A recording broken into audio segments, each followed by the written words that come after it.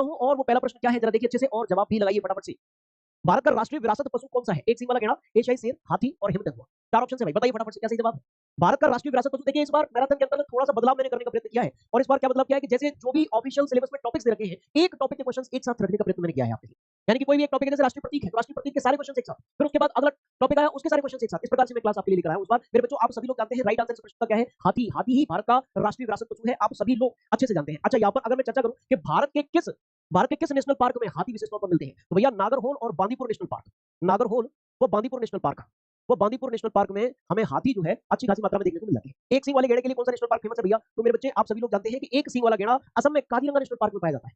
Kaziranga national park इसके लिए बहुत फेमस है भाई। ठीक है जी। अच्छा एशियाई शेर का पाया जाता है भाई, तो एशियाई शेर के लिए आप सभी लोग जानते हैं गुजरात का गिर नेशनल पार्क काफी फेमस है और हिम तेंदुआ हेमिस हाई नेशनल पार्क में हमें देखने को मिलता है। ठीक है जी, जो लद्दाख में स्थित है और भारत का सबसे बड़ा नेशनल पार्क भी है। प्यारे साथी विशेष तौर पर आप इस चीज को ध्यान रखिएगा। अच्छा आज की क्लास में थोड़ा सा मैंने अतिरिक्त जानकारी देने का भी प्रयत्न आप लोगों को किया है। कैसे? यहाँ पर देखिए व्याख्या में उचित तरीके से निकल आया हूं क्योंकि कई बार ऐसा होता है कि भाई हम भी ह्यूमन है, पढ़ के हम लोग आते हैं और बहुत सारे तथ्य स्किप हो जाते हैं, तो स्किप नो आपके सिलेक्शन में कोई बाधा ना आए इसलिए यहाँ पर कुछ नया करने का प्रयत्न किया गया है। आप ध्यान रखिएगा हाथी को अक्टूबर 2010 में भारत का राष्ट्रीय विरासत पशु घोषित किया गया था। अब आपसे क्वेश्चन पूछा जा सकता है कि बताओ भाई हाथी का वैज्ञानिक नाम क्या है? तो एलिफस मैक्सिमस है मेरे बच्चों। और अगर हम बात करें कि हाथियों के संरक्षण के लिए जो परियोजना लाई गई थी वो कौन सी है? Project elephant. और ये कब प्रारंभ की गई थी? तो मेरे बच्चों वर्ष 1992 में ये प्रारंभ की गई थी जिससे कि हाथियों का संरक्षण किया जा सके, हाथियों को कंजर्व किया जा सके। ठीक है जी। चलिए अगला प्रश्न स्क्रीन पर आपके सामने रखेंगे। निम्नलिखित में से कौन सा भारत का राष्ट्रीय जलीय जीव है जो केवल ताजे पानी में ही जीवित रह सकता है? घड़ियाल, salt water crocodile, Gangetic dolphin और डगोंग समुद्री गाय। चार ऑप्शन है, फटाफट से चयनित करके राइट आंसर लगाइएगा आप। और आप सबका आंसर एक बार फिर से मेरे सामने है भाई, वाह बहुत बढ़िया। इस प्रश्न का आंसर आप सभी लोगों ने लगाकर मुझे बता भी दिया है और बच्चों ऑप्शन नंबर सी जैसा कि आप आंसर लगा रहे हो वो बिल्कुल ही सही जवाब है।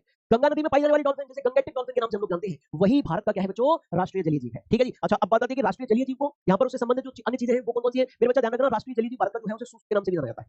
सुसु आप हंस रहे होंगे कि गुरुजी सुसु के नाम से जाना जाता है, क्यों जाना जाता है पता है? क्योंकि सांस लेते समय सीटी जैसी आवाज ये निकालती है इसलिए सुसु के नाम से इसको जाना जाता है। आप मत करना, हंसना मत, मजाक मत लेना इसको। ठीक है जी। अच्छा सुनिए ये पाई कहाँ जाती है? तो बच्चों भारत, नेपाल और बांग्लादेश की गंगा, ब्रह्मपुत्र और मेघना नदी प्रणालियों में ये पाई जाती है। विशेष तौर पर ये जो नदियां हैं गंगा है ना, और इसके बाद मेरे बच्चों मेघना और ब्रह्मपुत्र, ये जो नदियां हैं इनमें ये पाई जाती है। गंगा में विशेष रूप से मिलती है, गंगा की जाकर ब्रह्मपुत्र में मिली होती है और गंगा ब्रह्मपुत्र मिलती है तभी तो मेघना बनता है। ठीक है। या भारत और बांग्लादेश लिख लीजिए बच्चा, नेपाल थोड़ा सा कट कर लीजिए क्योंकि ये जो गंगा नदी है वो भारत से निकल रही है ना। चलिए इसके बाद आईयूसीएन की रेड लिस्ट में इसको किस श्रेणी के अंतर्गत रखा है? संकटग्रस्त, यानी कि इन पर संकट के बादल मंडरा रहे हैं। अगर इनको संरक्षित नहीं किया गया तो निश्चित तौर पर इनकी आबादी जो है वो बहुत कम हो सकती है। क्या हो सकती है बच्चों? इनकी आबादी बहुत कम हो सकती है, इसलिए मेरे प्यारे साथी इनके संरक्षण पर जोर दिए जाने की विशेष आवश्यकता है। ठीक है जी। चलिए नेक्स्ट अगला प्रश्न है आपके सामने कि भारत के राष्ट्रीय प्रतीकों का संरक्षण भारतीय संविधान के किस भाग या अनुच्छेद के अंतर्गत अप्रत्यक्ष रूप से आता है? अनुच्छेद 51 ए का भाग क, अनुच्छेद 32, अनुच्छेद 19 और भाग 3। चार ऑप्शन है आपके सामने, अच्छी तरीके से प्रश्न को पढ़ लीजिए और तत्पश्चात आप आंसर लगाइए। ठीक है जी। चलिए अब बताइए, देखिए राष्ट्रीय प्रतीक है, चाहे राष्ट्रगान हुआ चाहे राष्ट्रगीत हुआ, इन सबका सम्मान बहुत जरूरी है और इन सबका सम्मान मेरे बच्चों ये जो धारा है, ये जो क्लॉज है सम्मान के प्रति प्रेरित करने से संबंधित जो क्लॉज है वो हमारे मौलिक कर्तव्यों में शामिल है और मौलिक कर्तव्य मेरे बच्चा अनुच्छेद 51 ए के अंतर्गत दिए गए हैं। ठीक है जी। अनुच्छेद 32 में क्या दे रखा है? संवैधानिक उपचारों का अधिकार।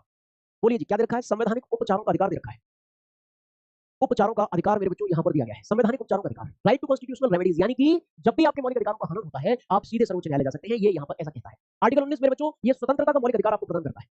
ठीक है जी। क्या प्रदान करता है बच्चों? स्वतंत्रता का मौलिक अधिकार आप लोगों को इसके द्वारा प्रदान किया जाता है, ये भी आप ध्यान रखिएगा। ठीक है बच्चे। अच्छा इसके बाद भाग 3 में क्या चीजें दे रखी है? तो संविधान के भाग 3 में मेरे प्यारे बच्चों मौलिक अधिकार दिए गए हैं। क्या दिए गए हैं बेटा? मौलिक अधिकार, फंडामेंटल राइट्स, ये चीजें जो है संविधान के भाग 3 में दी गई है। ठीक है बच्चों। चलिए अगला अब बात करते हैं भाई थोड़ा सा विस्तार से जानने की है ना, क्योंकि क्वेश्चन बचना नहीं चाहिए, प्रयास पूरा है ना। अच्छा देखिए अनुच्छेद 51 एक के तहत प्रत्येक नागरिक का यह कर्तव्य है कि वह संविधान का पालन करे, उसके आदर्शों, संस्थाओं, राष्ट्रध्वज और राष्ट्रगान का आदर करे। राष्ट्रध्वज और राष्ट्रगान क्या है बेटा? ये राष्ट्रीय प्रतीक के अंतर्गत ही तो आता है। अच्छा और ध्यान रखना इसे 42वें संविधान संशोधन अधिनियम 1976 द्वारा संविधान में जोड़ा गया था।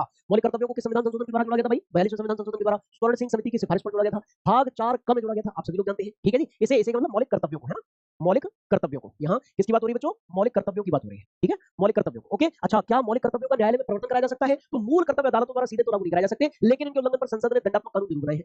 अब उन दंडात्मक कानूनों में से एक दंडात्मक कानून है बच्चों राष्ट्रीय गौरव अपमान निवारण अधिनियम 1971। ओ हेलो।